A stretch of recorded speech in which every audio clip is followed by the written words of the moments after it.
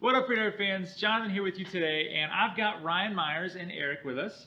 And Ryan's one of our sponsor divers who just so happens to last year have won a pretty significant title. Yeah, Right? won the national championships. I don't know, was it last year or the year before? I don't know, what was last year? Yeah, but yeah, so 2000 something. 2000 something. That's Yeah, right. there you go. So yeah, I won the national championship, and doesn't absolutely at all mean that I'm the best. Just that I used a couple of key tactics to kind of get there and beat some of the competition. Sounds good. And we're going to talk about those 3 key tactics right now.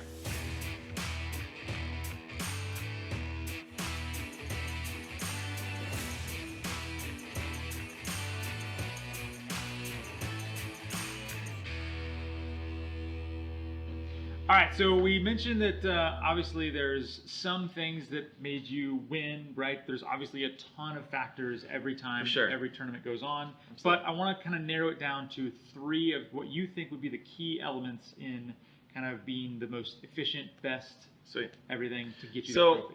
every competition happens in a different location with different fish in totally different environment. So we're constantly adapting, and there's a couple things that kind of always stay true, and that is scouting, your efficiency, and your comfort with your gear.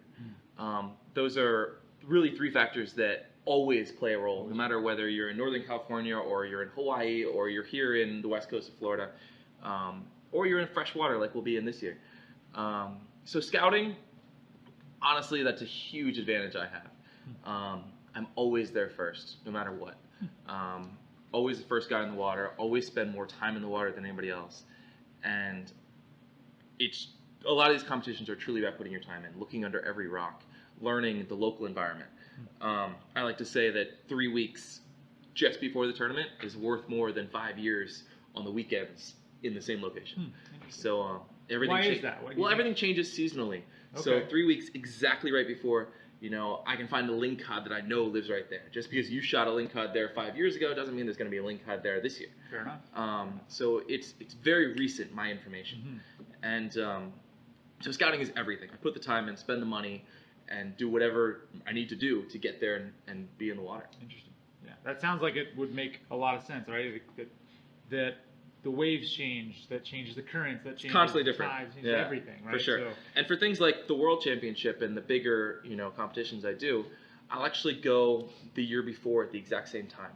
So the same time of year, the same week, I'll be there in the same waters, shooting fish. It's kind of remarkable how much the fishing changes season to season, and we don't notice that so often because we usually just go and you Right, shoot fish, right. you shoot whatever you see. right. But when we're there for a tournament, I care about what's happening this month of this year. Right, That's yeah, it. I don't care what happens, earlier in Right. the season. 'Cause that's when you need to win. For sure. Sounds good.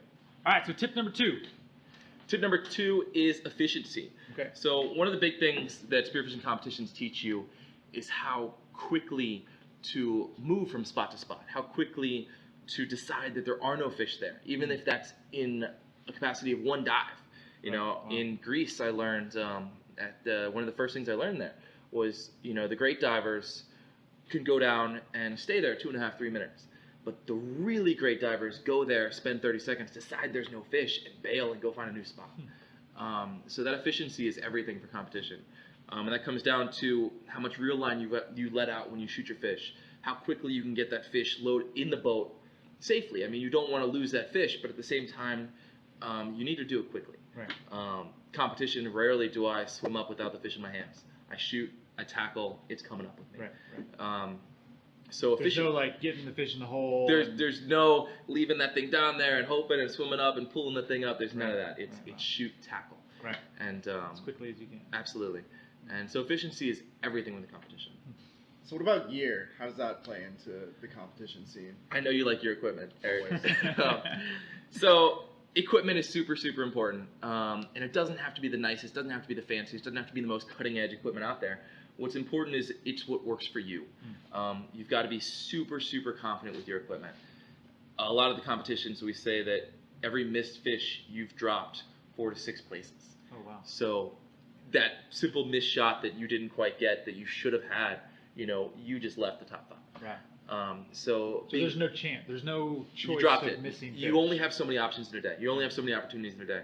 And it's all about capitalizing on as many of those as possible. And I like to think you start out at 100% and you lose throughout the day. Gotcha. You don't get lucky. There's no getting lucky out there. There's no stumbling upon more fish than you thought you were. You were always thought you were going to see more fish than you do. So each miss is huge. Right. And so dialing that gear in. so going into this really competition makes a with difference. equipment, shooting your target beforehand, knowing exactly how that gun shoots, knowing that the shafts are all straight, but they're not brand new. Right. They're not, they're new, but all those crimps, all the band ties didn't happen the night before. Right. They're all tested. Right. Everything is dialed. You mentioned like accuracy. Do you make shots at different lengths and know how dial that in? Honestly, I should do more target shooting than I do. Mm-hmm. It's probably one of my weakest points is actually when it comes down to the actual shot. Mm-hmm. And one thing I know about is missing fish. I miss a lot more fish than I should, and something I want to work on this year.